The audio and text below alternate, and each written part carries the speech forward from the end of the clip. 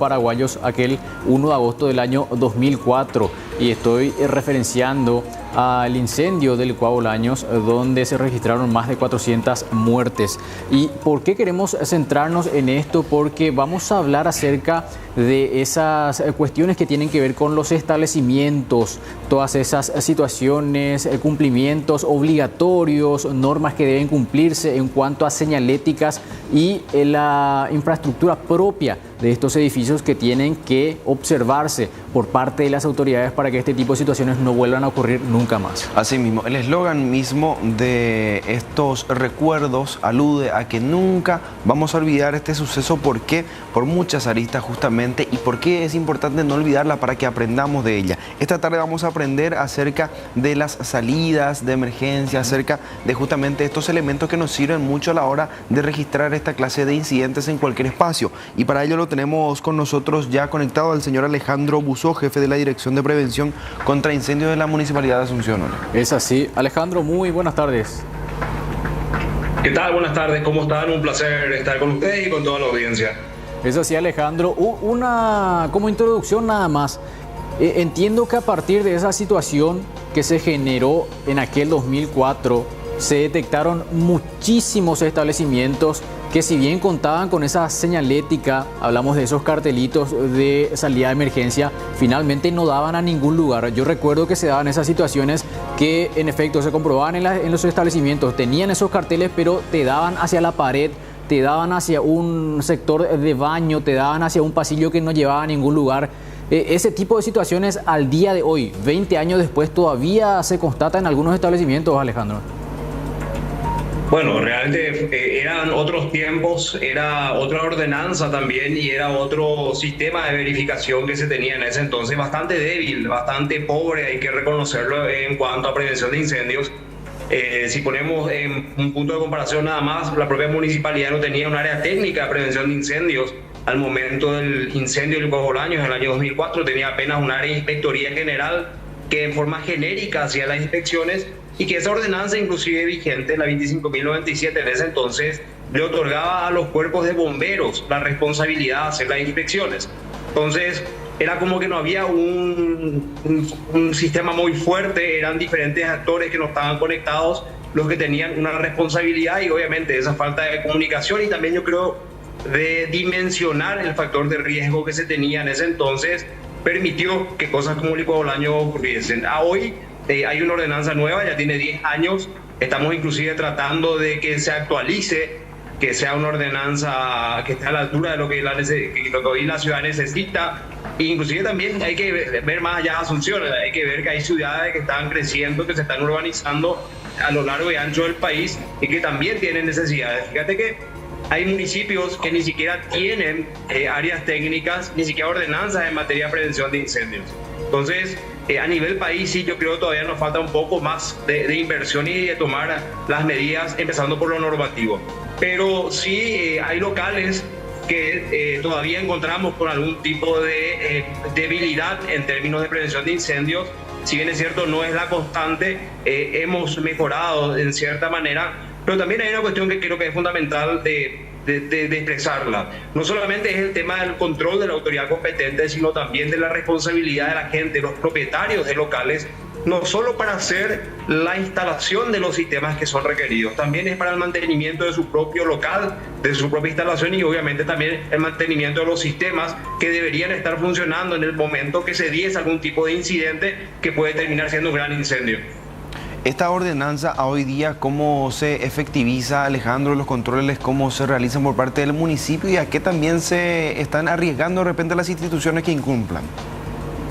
Sí, la ordenanza taxativamente habla de la inspección que corresponde al municipio. La ordenanza anterior ni siquiera hablaba de esto. La ordenanza 468 vigente habla de que es el municipio la autoridad competente a través de la Dirección de Prevención de Incendios, pero se realiza un control cruzado. La inspección está a cargo de funcionarios municipales del área de prevención de incendios y la inspección de control, es decir, la prueba del equipamiento, la prueba de los sistemas, está a cargo de los cuerpos de bomberos que tienen que remitir un dictamen técnico al municipio, y con esto se cierra un poco el tema de los procesos de inspección de cada local que tiene que estar habilitado. Entonces hablamos de un proceso mucho más claro, con diferentes actores, lógicamente, pero que es mucho más detallado y que normativamente expresa las responsabilidades que tiene cada uno de nosotros. Alejandro, para bajarla a un campo más práctico, ¿qué implica que un establecimiento cuente con todas las medidas necesarias? Se habla de una cantidad mínima de carteles, extintores, determinados espacios, para comprender un poquito más. Depende del tipo local. Supongamos que vos tenés un copetín de 50 metros cuadrados, no muy grande. Se requiere algo denominado un esquema básico. Para que la gente entienda, son medidas básicas de prevención: un extintor, un disyuntor diferencial en el tablero eléctrico, una cartelería mínima de salidas de emergencia, hablamos de luces de emergencia. Pero cuando va creciendo la instalación, cuando también el uso es mucho más riesgoso por el tipo de materiales o el tipo de procesos, eso obliga a que cada instalación tenga diferentes tipos de sistemas. Por ejemplo, un edificio a partir de 5 niveles ya tiene que tener rociadores, por ende tiene que tener un sistema de bomba contra incendio. Ya no se permite que tenga un sistema de gravedad como en la ordenanza vigente al momento del incendio se permitía, para justamente asegurar que la presión del agua del sistema de prevención de incendios, en el caso de un incendio, sea constante. También tiene que tener escaleras presurizadas, pero eso varía muchísimo dependiendo del tipo de locales y el tipo de uso que cada local tiene. Entonces, no hay una regla general para todos, sino que hay una clasificación que la propia ordenanza establece dependiendo del uso y el tamaño del local, que como ustedes sabrán no es lo mismo un pequeño local o una peluquería que un shopping en cuanto a la cantidad de gente que está transitando diariamente en este tipo de instalaciones. Hoy día se tienen, Alejandro, instituciones o locales, en este caso ya multados, clausurados por incumplir en este caso esta ordenanza. Sí, tenemos más de 500 medidas de urgencia que se han preparado y que se han justamente reportado. Si bien es cierto, tal vez falta mejorar en cuestiones de procesos internos, nuestra área no puede de oficio ejecutar lo que la ordenanza establece, que son la suspensión de actividades, pasa por otras áreas como ser el juzgado de faltas o la asesoría jurídica, que es la que dictamina y otorga justamente la aplicación de la medida de urgencia. Pero sí, inclusive se han suspendido actividades de edificaciones. Y hay que hacer también, me parece, un comentario que no está por demás.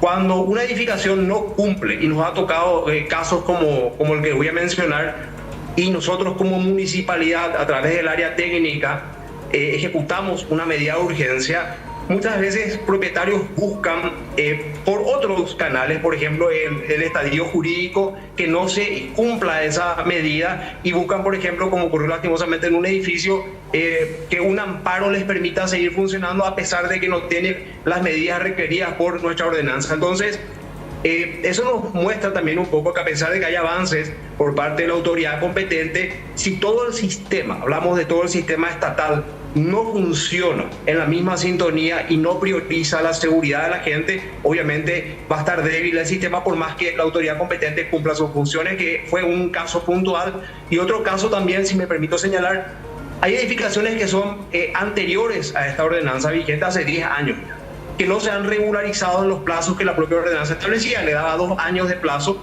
y lastimosamente hay gente que busca, como se dice, la chicanear, usando algún que otro artificio jurídico que tampoco es válido para mantener los sistemas que tenían hace 10, 15 o 20 años atrás. Eso también nos permite entender que la gente no dimensiona, que no es solamente cumplir con la norma, sino que la edificación, donde la propia gente que está haciendo este tipo de maniobras, a veces jurídicas, diariamente pasa horas trabajando, tiene que ser una edificación segura, y que al momento que se dé un incendio, por más que tengan un papelito que pudieron haberlo conseguido por estas vías, ese papelito no va a hacer que ese edificio sea más seguro. Entonces nos falta mucha más conciencia, y lastimosamente son cuestiones con las que nosotros topetamos diariamente. Ahora, Alejandro, en este sentido, ¿la municipalidad dispone de algún tipo de capacitación a la cual puedan sumarse los propietarios? Sí, de hecho hemos, como municipio, si bien es cierto, son los bomberos a través de sus áreas de capacitación, porque hablamos de todo un sistema, ¿verdad?, que funciona en una sintonía y con la aplicación de la norma. Hay una sola norma de prevención de incendios en Asunción, también nosotros en momentos específicos y en instituciones específicas hemos hecho y vamos a seguir haciendo capacitaciones puntuales. Por ejemplo, hemos hecho capacitaciones para edificios con personas de la función pública, hemos hecho capacitaciones para también edificaciones que tienen oficinas del sector privado, hemos hecho proyectos como un proyecto que durante 2 años se ejecutó denominado formación de líderes en escuelas públicas en sectores de alta vulnerabilidad, y son acciones que el municipio no hacía anteriormente, pero que desde el año 2020, inclusive a pesar de la pandemia, hemos llevado adelante, y me permito decir que hemos ya hecho 14 ejercicios, 14 simulacros en 3 años, movilizando como municipalidad más de 3.000 personas. No es poca cosa cuando uno compara las gestiones anteriores, que eran meramente burocráticas, que estaban detrás de un escritorio y simplemente se referían a aprobar o revisar expedientes. Cosas que se siguen haciendo, obviamente, pues tenemos un rol mucho más activo, porque creo yo personalmente es lo que amerita para poder brindar seguridad y sobre todo también promover a otras instituciones que trabajan en la materia que hagan lo mismo y que podamos hacerlo de forma conjunta.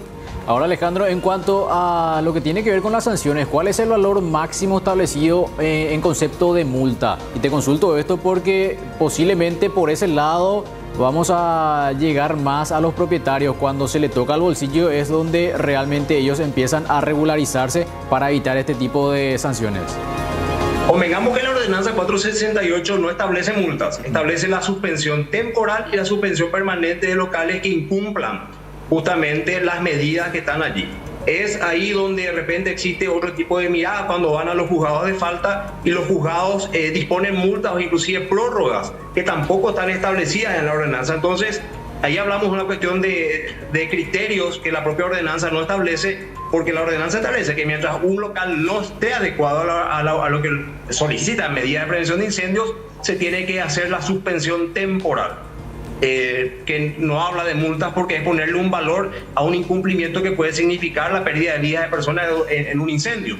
Pero es ahí donde otras áreas o inclusive otras instituciones, como el caso que mencionaba anteriormente, que han recurrido a un amparo a algunos propietarios, establecen otras medidas mucho más leves, que le dan tiempo precisamente a que ese factor de riesgo permanezca ahí, y en el caso lastimosamente de un infortunio, que se dé un incidente, esa instalación no va a tener medidas para poder controlar a tiempo el tipo de riesgos que tendría que estar previniéndose, que son justamente riesgos de incendio.